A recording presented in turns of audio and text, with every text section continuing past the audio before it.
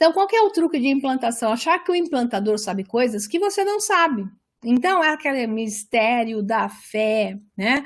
O mistério daquilo que eles guardam para si. Aquele cara que joga uma informação e dá aquela risadinha, fazendo de conta que sabe muito e não sabe nada.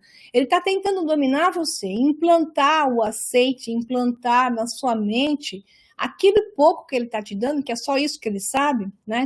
Fazendo parecer que é muito. Então você cai naquilo, você cai nesse jogo do ele sabe, eu não sei, né? Então o jogo é montado sobre o poder que o mistério tem sobre o não saber realmente, o não estar certo sobre si mesmo, que eu chamei de o mistério da fé, que é um exemplo.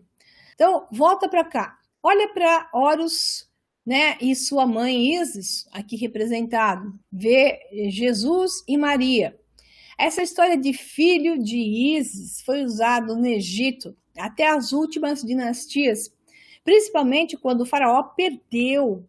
Os faraós, até a 18ª, no máximo 19ª dinastia, ainda tinham linhagem sanguínea da origem dos primeiros faraós, que é uma longa história, com linhagem realmente de um povo que realmente criou todo aquele negócio que eu conto no primeiro módulo do curso, né? Segredo dos Deuses, Verdadeira História da Humanidade. A partir da 18ª, 19ª dinastia, a coisa se desgringolou. Surgiram faraós que eram generais, os núbios subiram e invadiram e tomaram conta, os mitanes fizeram a festa, os hititas atacaram de novo, e por aí vai. O que acontece é que, então, os faraós da 19ª dinastia, depois da 19ª, já não eram mais de linhagem sanguínea da origem. Isso fez com que, então, o faraó, para poder dizer que ele tinha direito ao poder, ele tinha dois caminhos, isso na história não só do Egito, como na história da Inglaterra, os reis da Irlanda, na Escócia, né? Eles diziam o quê? Dois caminhos. Ou é um rei, faraó ou rei, que ele era um guerreiro, então ele tinha o direito, porque ele era um general poderoso, como fez César, como fazia na Roma Antiga. Os generais que tomavam outros territórios é que se voltavam para Roma e davam um jeito, então, o povo aclamava e eles eram, então, colocados ali como imperador de Roma, ou primeiro, o principal, né, era uma espécie de primeiro-ministro, cônsul principal e por aí vai.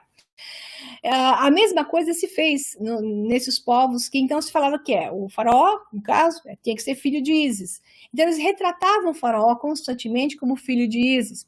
Essa visão de filho de uma deusa, ou depois filho de Horus, filho de um deus, se manifestou inclusive na tradição que seguiu a seguir, sempre falando no mito da ressurreição, que surgiu com o mito de Inanna e do Muzid, que eu conto no primeiro módulo. A ressurreição, Inanna vai ao submundo, do Muzid vai ao submundo, que ele era o pastor. A história do pastor começa na Suméria, né? O pastor de ovelhas. Tudo isso é uma coisa que vem da antiga Suméria, nos mitos sumerianos, e depois já manipulados e mudados a Cádio Babilônio.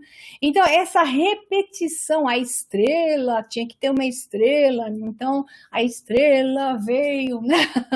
Toda essa história da estrela, da ressurreição, do 25 de dezembro, do Filho de Deus, do filho da virgem, que na verdade tinha uma outra conotação, que é a história de Horus, nasceu de uma virgem, porque o pai não estava lá. O pessoal que é católico não está gostando, sinto muito, mas essa é a verdade. Tudo isso, vocês precisam aprender a abrir a cabeça para isso. Tudo isso foi recriado em cima. Não quer dizer que o tal Jesus não existiu.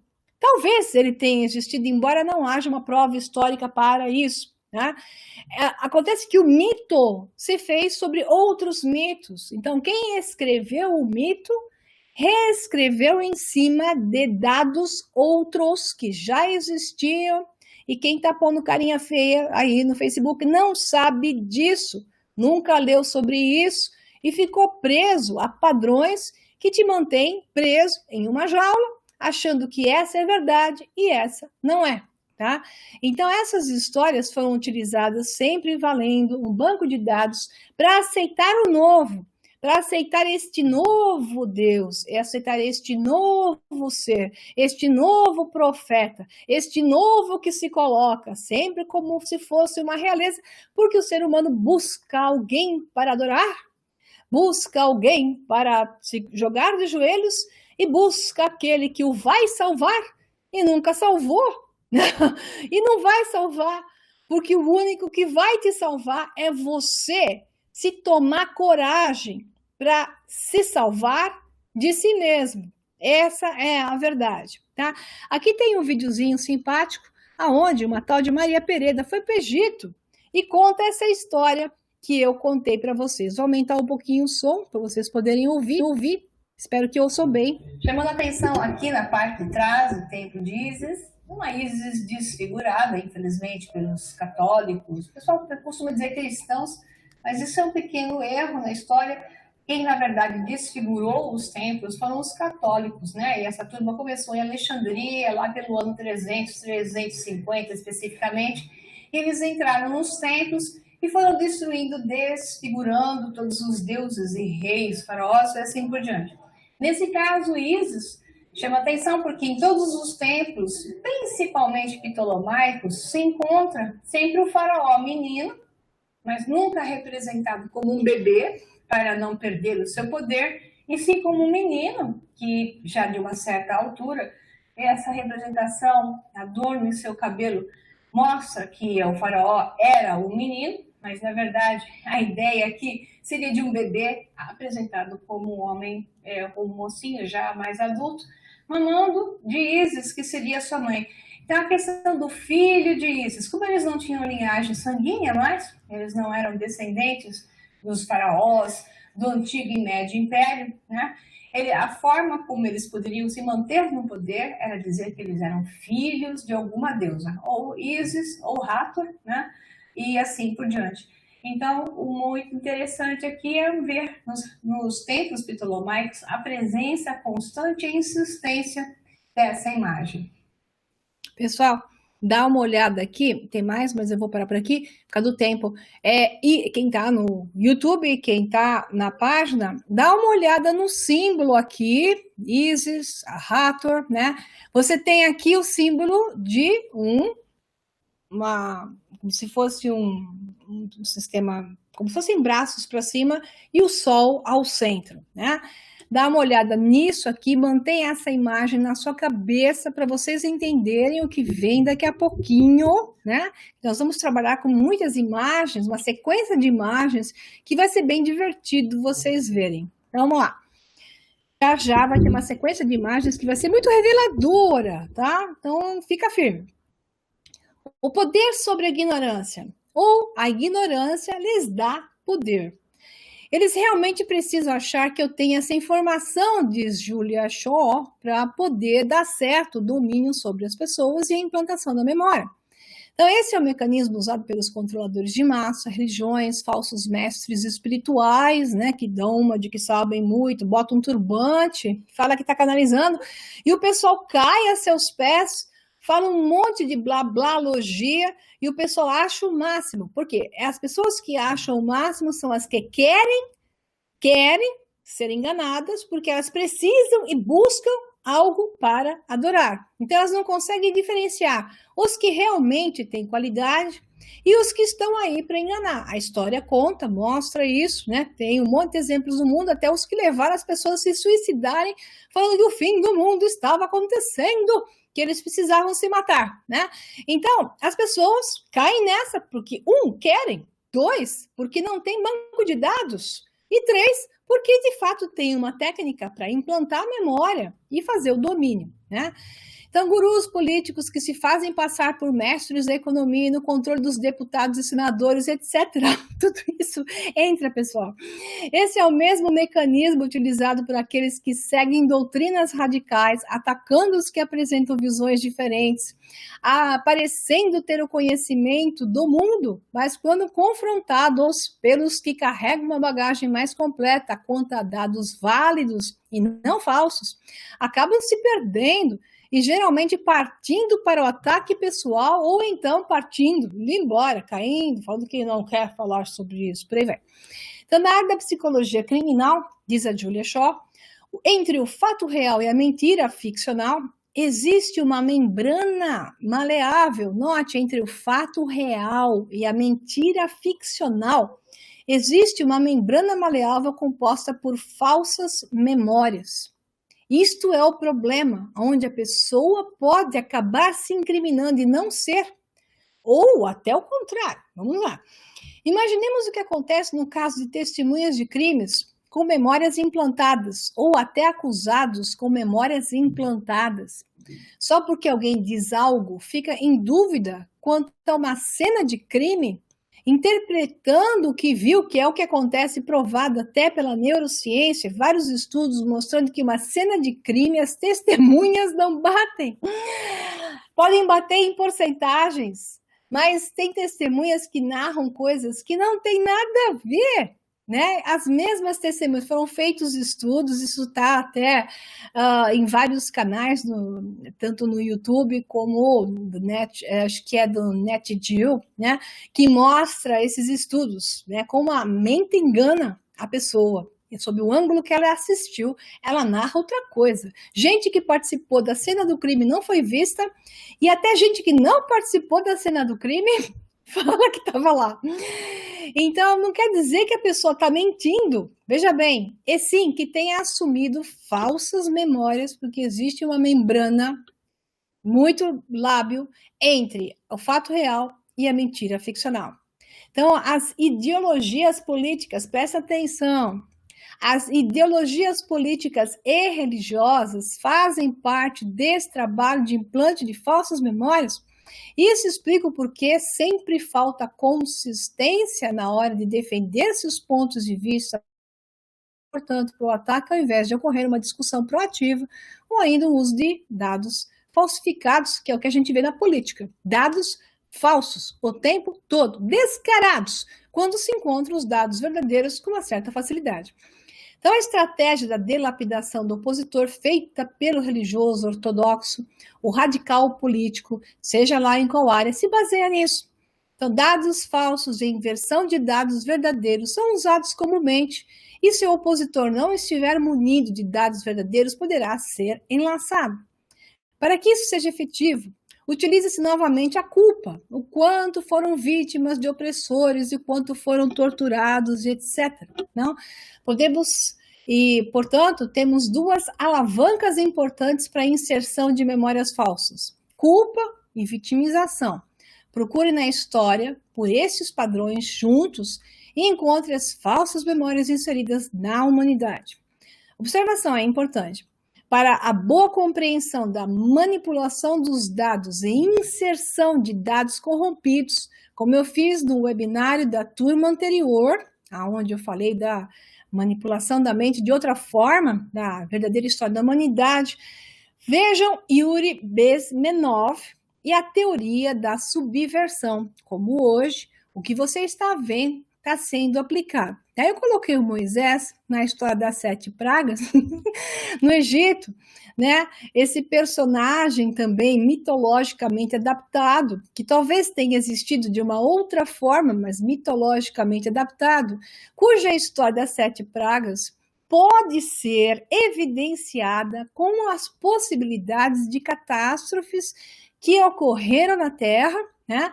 E que pode ter sido 2 tipos: ou um cometa de grande proporção chegou e passou pela Terra, gerando grande tamanho, gerando mudanças no campo gravitacional, não só da Terra, uma tempestade de plasma, não só da Terra, como também no sistema solar como um todo. E a situação, talvez possível, de que Vênus, que é uma das teorias, como nós vamos ver, tenha passado rapidamente. Eu vou passar por isso, porque é importante vocês fazerem um paralelo e ver que existem coerências a respeito de que Vênus, um planeta que é retrógrado em órbita no sistema solar, e que de fato não bate com nada de nada com relação à definição de um planeta, é que, aparentemente, pelas leituras, já esteve incandescente muito mais recentemente do que todos os outros planetas. né? Então ele deve ter sido realmente uma espécie de cometa que entrou no sistema solar e foi parado, né, por o grande Júpiter, talvez devido ao seu campo gravitacional, o que se junta com muitas lendas e mitos da história, né, que nós vamos ver já já. Vamos lá. Já vou entrar nisso. Uma questão importante a ser utilizada para saber se a memória é implantada ou real está na existência da prova de ocorrência. Tem prova a respeito disso? Pelo menos evidências que mostram que o que se fala é isso mesmo? Deu certo? Ideologia política, deu certo? Me mostra a prova, ou a evidência, no mínimo, histórica, de que deu certo. Deu certo? Me prova. Ou eu posso, talvez, te provar que deu errado. Quais provas podem ser levantadas? Né? Então, a evidência religiosa, existe uma evidência, uma prova de que tal coisa de fato foi assim? Ou hoje, no mundo, como está a arqueologia, a genética, existe uma evidência, ou quem sabe até uma prova, de que não tenha sido exatamente desse jeito. Né? Então, como cientista que sou, eu preciso de coisas sólidas, juicy, cientificamente juicy. Tem que ter suco científico, tem que ter base, tem que estar baseado em algo, com evidências que se correlacionam. Se não correlacionar com um monte de coisa, para mim não vale. De outra forma, se correlacionar e fizer sentido com um monte de outras coisas, para mim pode ser considerado. Não quer dizer que é a única verdade, mas poderá ser considerado.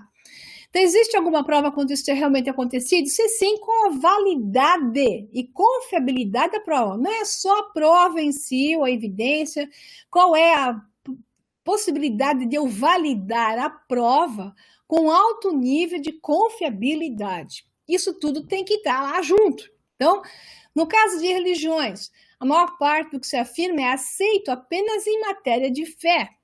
Essa memória fica tão fortemente implantada que se transforma em fé cega e adoração, podendo ser reestimulada facilmente. Portanto, essa pessoa vai aceitar outras implantações através daquilo que se chama de fé, sem evidência, sem prova, porque ela não solicita prova, ela solicita que lhe deem fé.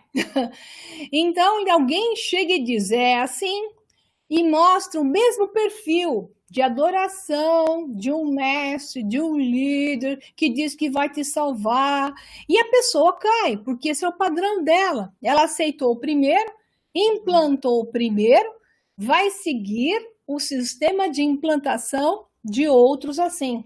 O que ela faz para sair disso? Sai disso. Passa a exigir a prova de ocorrência, tá? Passa a pensar de maneira mais concreta, porque ela não pensa de maneira concreta, e isso vai estar explicado no terceiro webinário, quando eu falar de trivium e quadrivium, porque a mente das pessoas em países subdesenvolvidos não conseguem trabalhar em níveis concretos e raciocinar no concreto e facilmente são administradas do nível da fé, manipuladas não só por religião, por qualquer coisa. Ok? E aí reclamam do governo, aí reclamam que não me deram, aí reclamam que tá ruim, aí reclama, aí não entende que tem que se transformar para melhorar isso. Existe uma forma de transformação, né?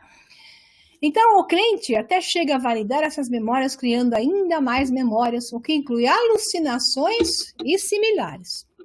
Agora vem a principal parte. Você deve assumir a posição sobre quem é o curador da sua biblioteca, a biblioteca de dados, né? Portanto, deve ser o único a entrar e sair dela e alterar conscientemente os dados. Você é capaz de afirmar, sem sombra de dúvidas, que isso é verdadeiro no seu caso? Você tem realmente certeza disso? Você sabe administrar o banco de dados que você tem? Você sabe administrar o que entra e o que sai?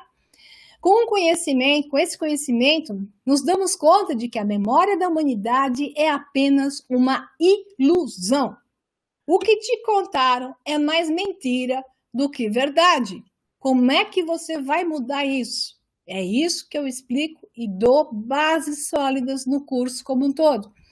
Aqui diz ela, né, uma outra publicação da Julia Shaw e da equipe, né, Stephen Porter, que é o outro rapaz da British Columbia, uma excelente universidade, a Universidade de Bedfordshire e a Universidade de British Columbia, os dois são excelentemente bem qualificados, construindo falsas memórias para cometer um crime. Aí ela mostra que ela faz qualquer um, perigosa, menina, perigosa. Ela faz qualquer um acreditar que deve cometer um crime. Veja bem, pessoal, isso é usado e sempre foi usado. Na aula que vem, no próximo webinar, eu vou falar de Hassan Sabbah e os Illuminatis. Eu estou na ordem, tá? Então, você tem que entender o que é isso aqui que eu estou falando agora, sobre falsas memórias, indução de para cometer crimes, aqueles seguidores todos do Hassan Sabbah, que foi a base para todas as sociedades secretas, foi um sistema rico de implantação de memórias e manipulação das pessoas para fazerem aquilo que ele determinava como um bom psicopata que ele era, tá? E por aí vai. Então, vamos à frente.